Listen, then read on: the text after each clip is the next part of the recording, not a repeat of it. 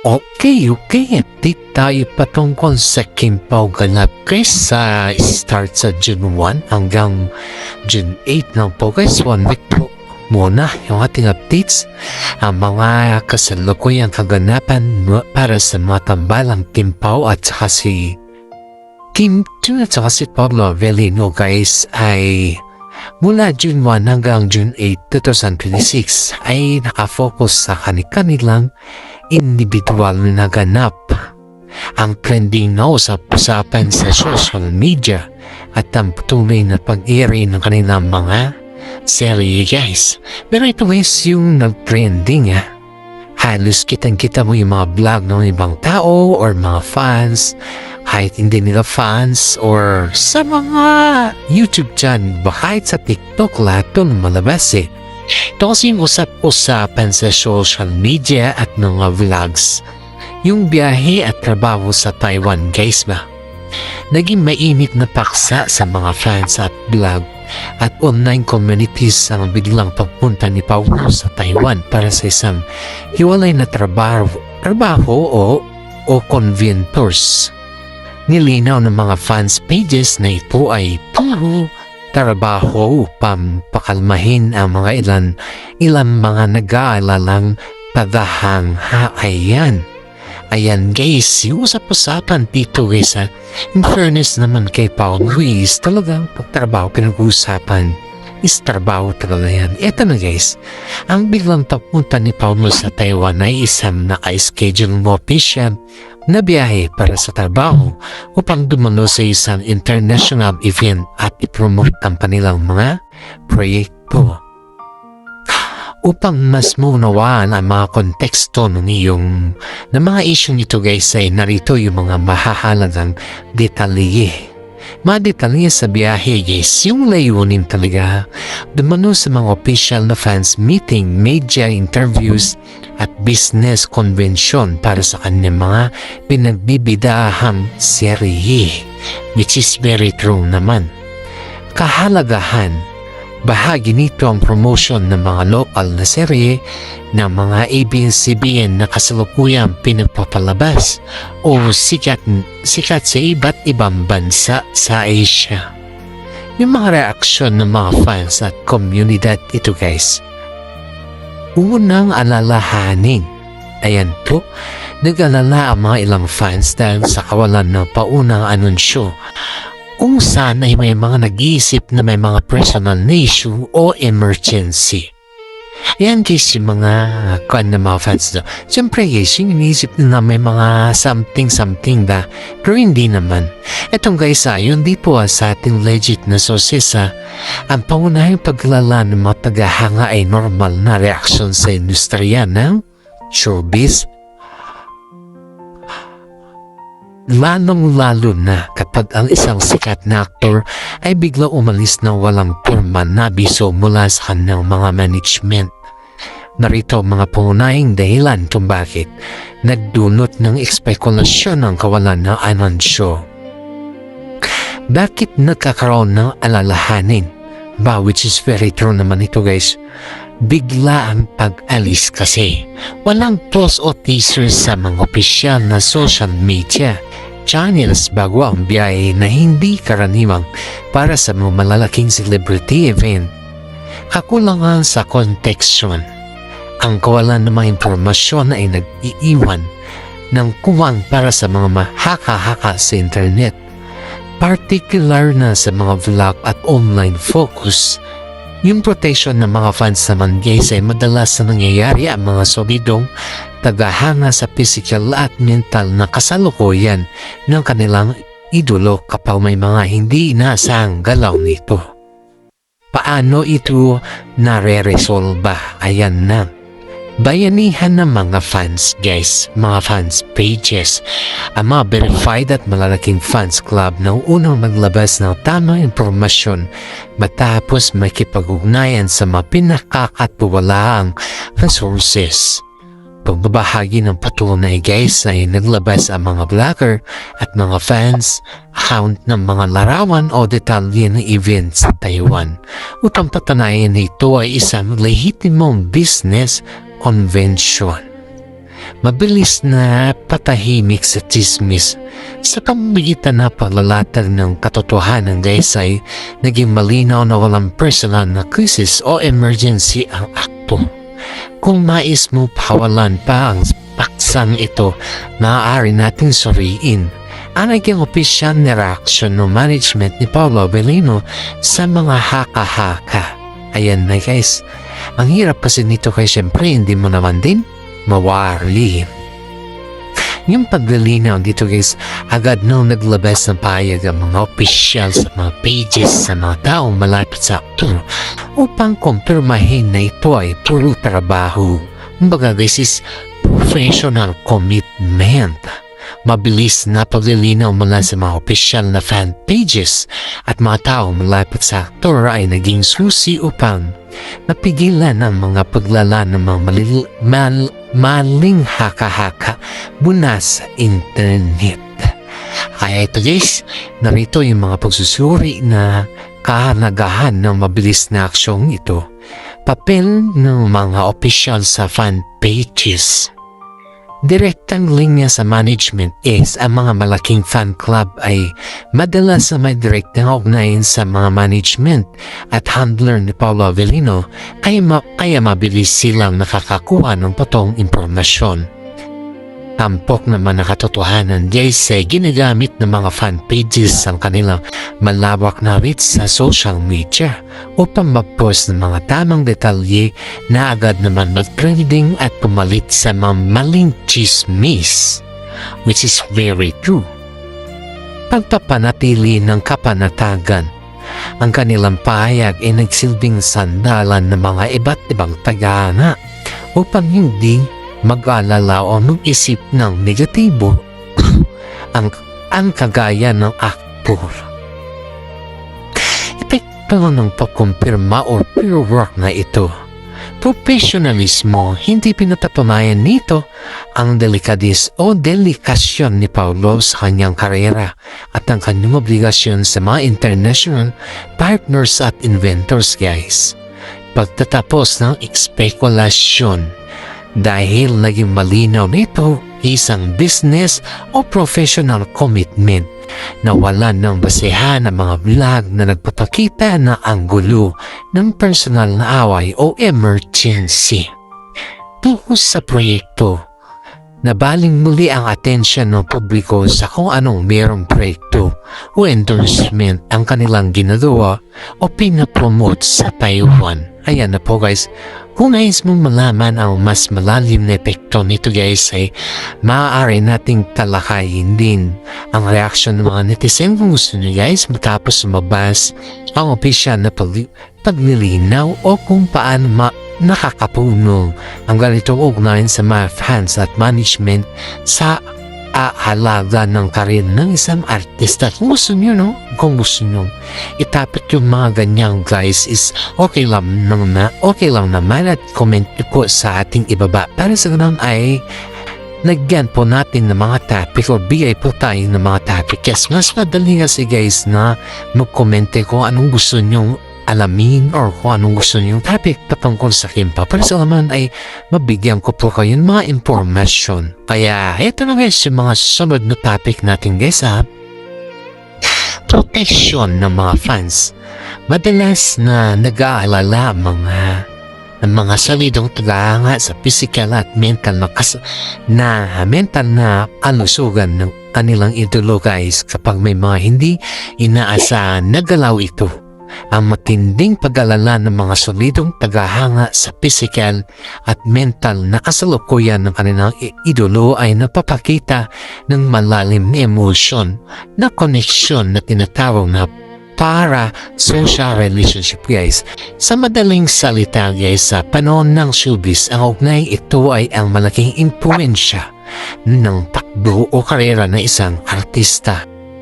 Narito ang mga susi kung paano nagpapatakbo ng mga aspeto ang mga fans protection ng mga fans guys. Yan po yung kwan natin dito. Siyempre, alam na this na sinasabi ba?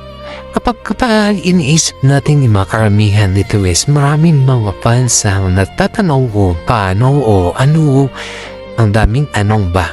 Pero ayon dito may mga nasasagot yung mabilang tanong kasi nga po, yung ating legit na sources guys ay nakarating na at nagsagap na siya ng mga balita patungkol sa Kim Pao. Kaya ito guys, bakit mataas ang mga alalahanin sa mga kasalukuyan ng mga idolo? Ito na. Matinding schedule sa showbiz. Ayan na guys. Alam na mga fans na mga sikat na aktor tulad ni na Paula Avellino ay madalas na may mga sunod-sunod na taping, puyatan at biyahe kaya naman sila ay nagdalala sa posibleng burnout o pagkapagod ng isang kumbaga artista. Kakulangan ng privacy, yan na. Dahil sanay na mga publiko na makita ang bawat ilaw ng mga artista sa social media, ang anumang biglaan guys o katahimikan o hindi inaasahang pag-alis ay agad na binibigyan ng kahulugan bilang senyales ng problema. Ayan na. Empathy at pagmamahal. Itinuturing ng maraming fans ang kanilang idolo bilang bahagi ng kanilang buhay. Kaya mga proteksyon na hindi lamang para sa karir kundi para sa mga personal na kapakanan ng artista. Positibo at negatibong epekto ng ganitong proteksyon. Ayan na yung positibo guys, support system. Nagsilbing safety at net ng mga fans na handa silang pagtanggol ang artista sa mga mapahirang chismis at nagbibigay sila ng mga formal, moral at mga nakakatulong sa mental na kasalukuyan ng aktor. Negatibo naman. over monitoring. Ayan na. Ang labis na pagbabanta ay maaaring magdulot ng karagdagang pressure sa artista. Ang bawat kilos ay kailangan ipaliwanag upang hindi mag-alala ang publiko na minsan ay nakakabawas sa kanilang personal na espasyo at kalayaan. Kung nais mong palawakin pa ang paksang ito guys ay maaari nating talakayin din ang konsepto ng parasocial na relationship sa pagitan ng mga Pilipinong fans at mga local na artista. Kung paano nagtatakda ng boundaries o mga limitasyon ng mga arte kung tulad nila Pao. Ayan guys, ayan po yung mga gusto nating talakayin. Kung gusto nyo lang po guys syempre hindi naman natin pwedeng talakayin yan kung hindi naman maturity mga lahat. Ito guys yung pangatlong topic natin for today. Yung about sa honeymoon at wedding bills sa rumors ba. Patuloy na umaani ng libo-libong views na mga speculative reaction views videos sa YouTube patungo sa mga hula-hula ng mga fans halang real life status. Gaya ng mga biyaheng binansagang honeymoon travel, bagamat ang mga ito ay nananatiling haka-haka at edit lamang mula sa kanilang nakaraan magkasamang mga proyekto. Ito na guys yung mga katotohanan dito. Ang mga kumakalat na balita at reaction videos ukol sa honeymoon o wedding bills case ng dalawang sikat na artista ay nananatiling haka-haka lamang ng mga fans. Walang opisyal na konfirmasyon mula sa magkaiba o magkabilang panig na nagpapatunay sa mga isyong ito. Bagamat sa pagsusuri ng katotohanan guys ay ang haka-haka at edits. Ang karamihan sa mga video na YouTube ay binubuo lamang ng mga lumang clips mula sa kanilang mga nakaraang magkakasamang proyekto. Kakulangan ng prueba. Walang direktang pahayag o limitasyong ebidensya na nag-uugnay sa kanila sa isang totoong kasalan o biyaheng pang-honeymoon. Sa clickbait naman tayo madalas gamitin ang mga content creator ang ganitong mga pinakapaksa upang makakuha ng libo-libong views mula sa mga unang tagahanga. At ito yung mga haka-haka natin guys. Ang karamihan sa mga videos sa YouTube ay binubuo lamang ng mga lumang clips mula sa kanilang mga nakaraang magkakasamang proyekto. Ito ay isang karaniwang diskarte ng mga channel upang makagawa ng mga bagong nilalaman kahit walang totoong kaganapan. Gumamit sila ng iba't ibang paraan upang maging kapanipaniwala ang kanilang mga videos, guys.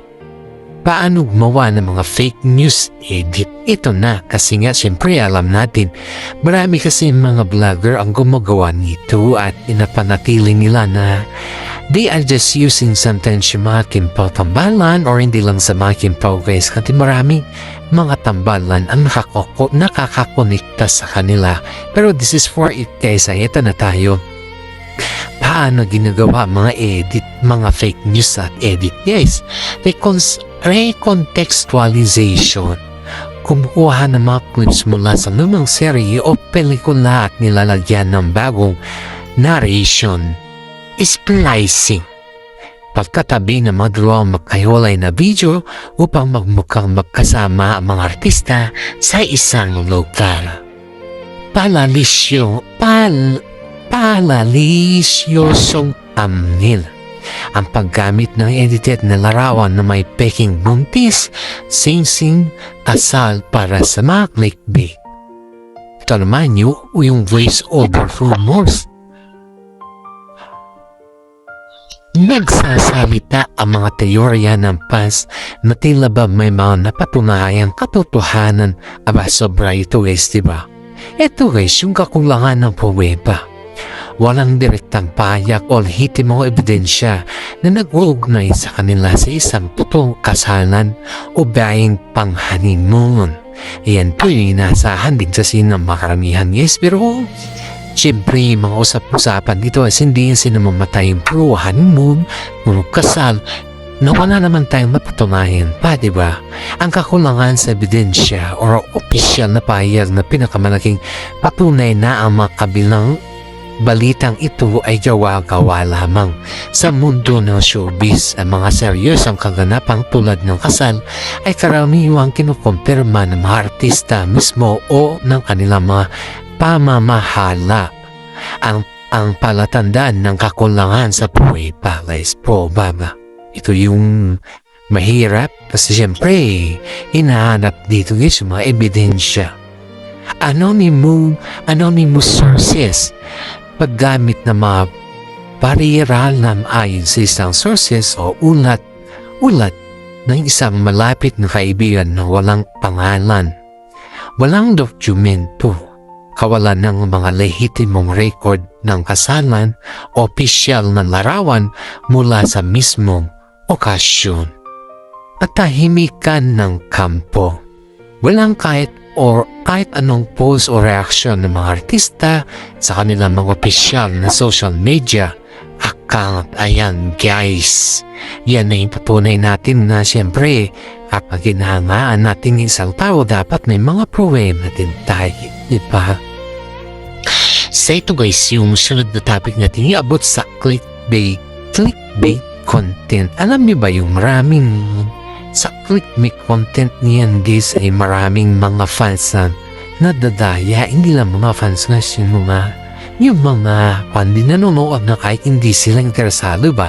Pero pag yung kanilang thumbnail, guys, ang lakas makahatak. Ay ito, guys, ang clickbait content ay isang estrahiyas na umaasa sa emosyon ng mga tao upang kumita.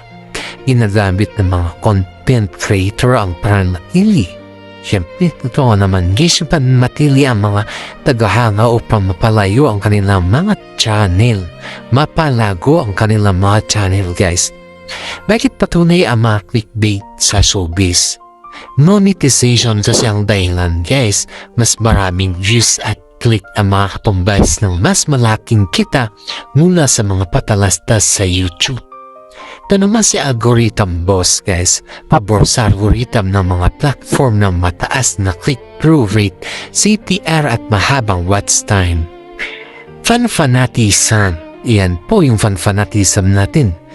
Madaling mauto ang mga tapat na tagahanga naghahanap ng magandang balita para sa kanilang mga ituro. kawalan ng parusa, guys. Madalas na hindi napaparusahan ang mga channel maliban lamang kung may mga formal na reaksyon ng copyright only value. Which is very true naman yan, siyempre. At dito na guys yung ibang topic na naman natin. Ito na, updates mula sa Kimpaw International or KPI. Aktibo ang kanilang official na fandom na Kimpaw International sa pagbabahagi ng mga throwback appreciation post kabilang pag-awit ng mga papuri sa pagrampa ni Kim Chiu kamakailan ng sa Bingo Plus noong Night of 2026 case at ang kanilang 20 showbiz anniversary. Ayan na, mukhang magbabahagi ka ng balita o update tungkol sa tambalan ng Kipaw at sa kanilang opisyal na fandom. Guys, ito na yung binabalita. Another balita na naman tayo guys. Ang dami natin aayuda sa Kipaw sa ngayon guys. Siyempre, o tapusin ninyo tong video natin para sa ganun ay malaman ninyo lahat yung mga hangganan o yung mga balita ng Kipaw na ihatid ng Pinat Vlog sa inyo guys. Ito na. Napakasipag talaga ng Kimpaw International or KPI sa pagsuporta at pagpapanatili ng ingay para sa kanilang mga idolo. Narito ang ilang mahahalagang detalye base sa inyong ulat. Ito na yung Bingo Plus Night 2026. May init na pinag-uusapan ng fandom ang naging pagrampa at itsura ni Kim Chiu matapos lamang na event nito. 20th Showbiz Anniversary.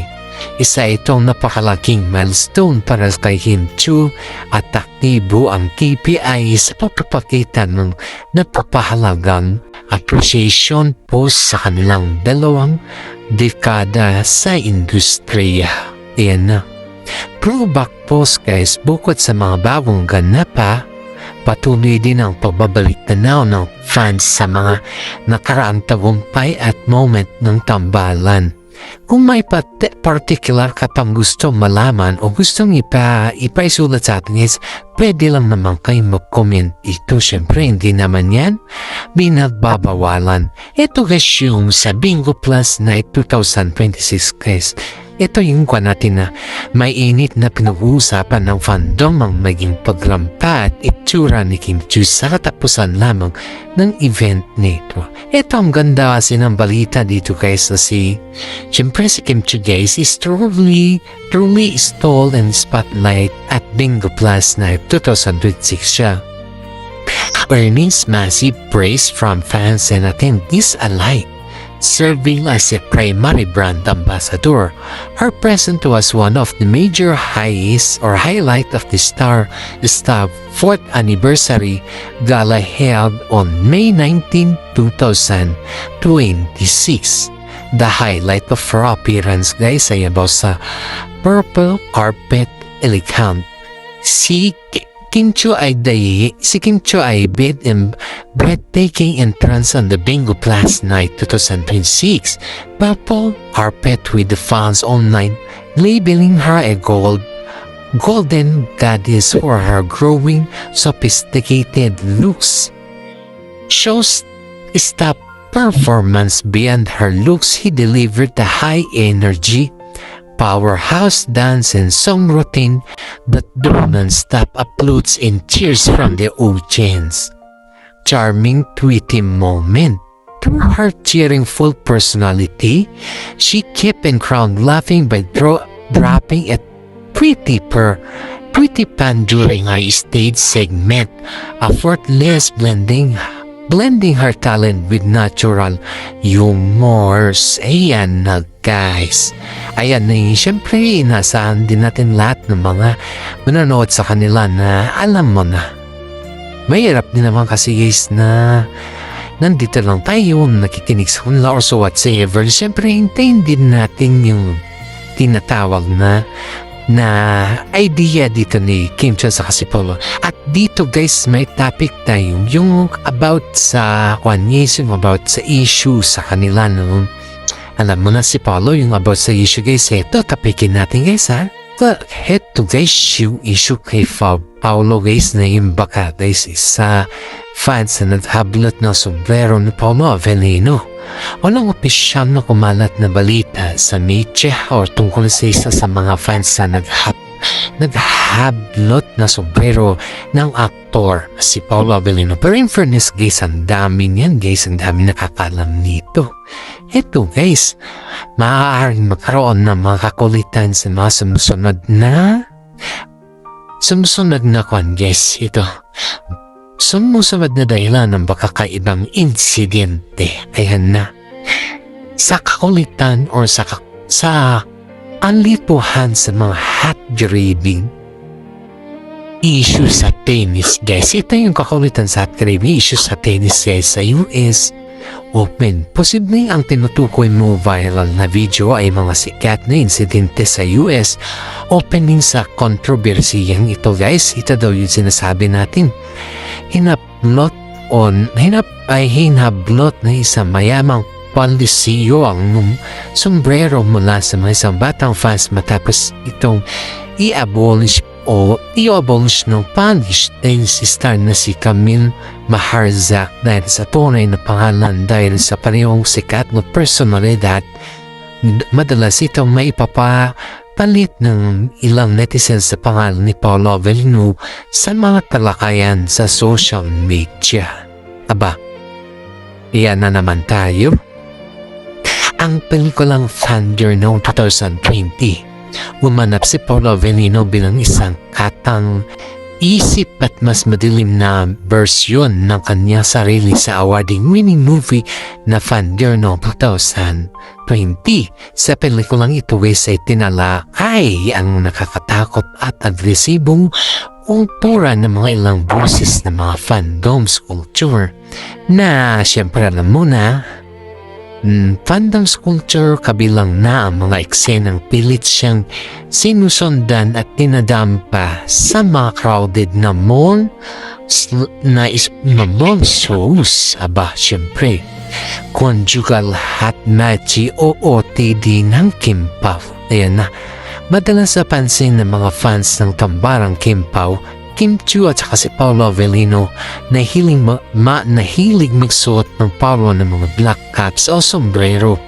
Naging tampok na biro at asaran ng mga fans group kapag makikitang suot ni Kim Chiu ang sombrero ni Paolo o kapag may mga matching outfit at sombrero silang dalawa sa kanilang mga biyahe.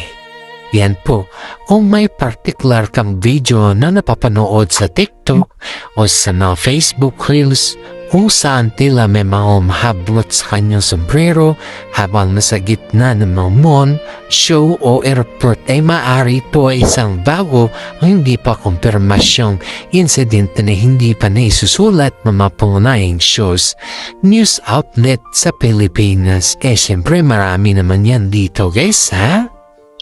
Ito yung pangatlo nating topic guys about dito.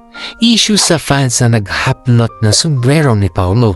Walang opisyal na kumalat na balita sa media tungkol sa issue na may mga fans na naghablot ng sombrero ng aktor na si Paolo Avellino. Guys, ayan sinasabi natin dito.